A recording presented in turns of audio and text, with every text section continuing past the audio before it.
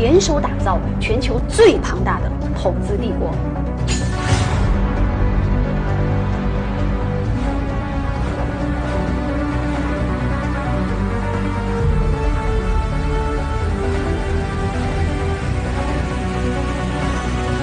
他是 Charlie Munger。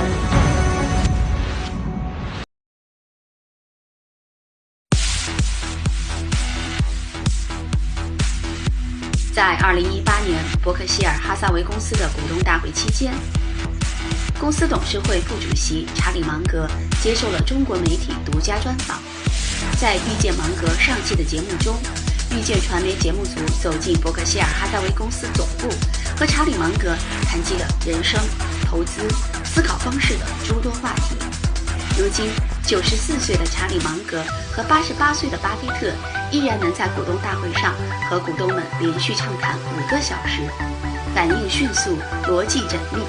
今天我们继续和这位94岁的智慧老人共同分享他的精神盛宴。作为西方世界成功的典范，芒格对于成功的阐释却使用了中国文化的内涵。Well, each man's success depends on what he wants.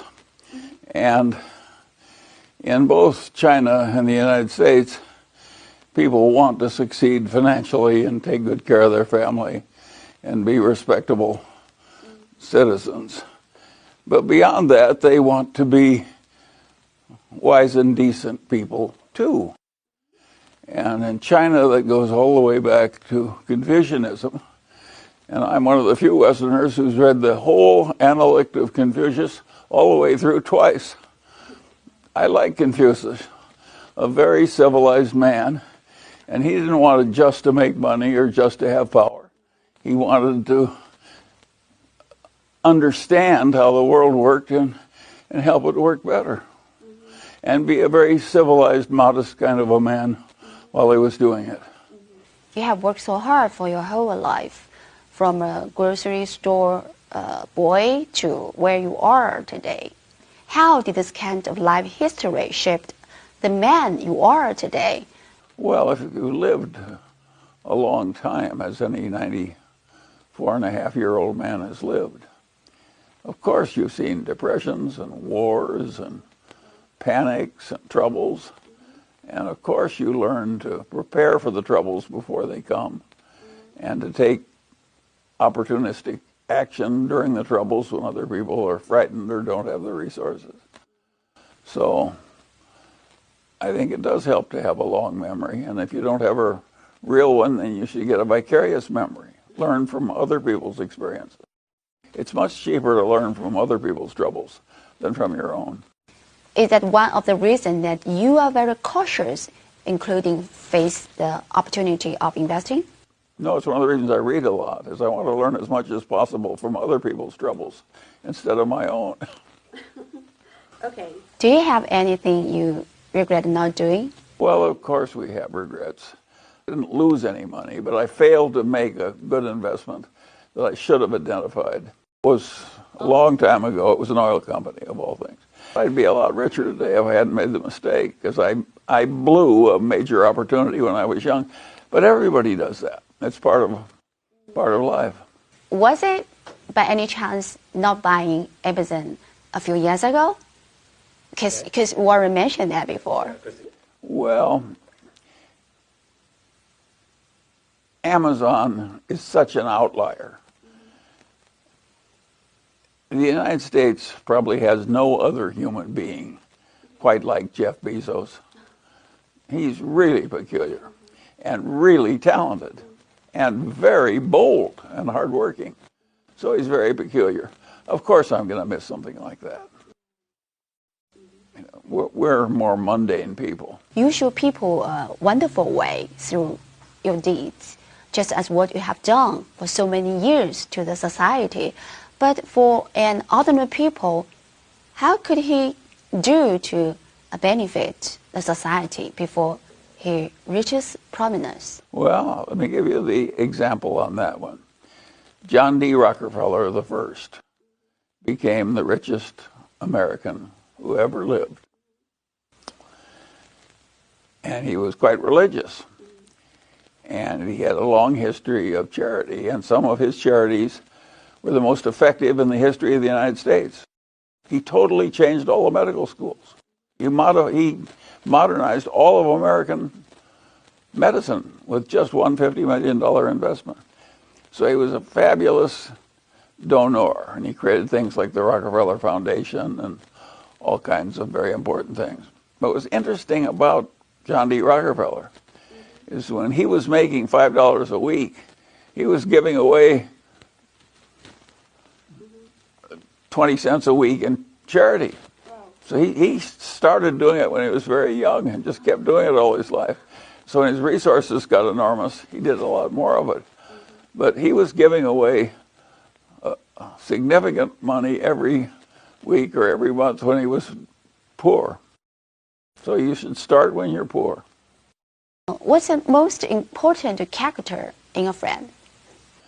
Well, it's a very simple thing. If you want to be trusted by other people and be their friend, then you've got to be trustworthy and friendly in your dealings with them. And there are a lot of different ways to go through life. One is to go very antagonistically, where you try and take as much as you can for yourself by observing the rules as if you were trying to beat the other person at a game of Go. And the other way is to try and figure out some way so that both of you get ahead together in sort of a win-win relationship. And those win-win relationships work best over a lifetime. And that is one place where China could learn something from parts of the United States. The Chinese people are so talented, so hardworking, and so aggressive that they tend to try and win all they can by the rules of the game. It's deep in the culture. It's like Go.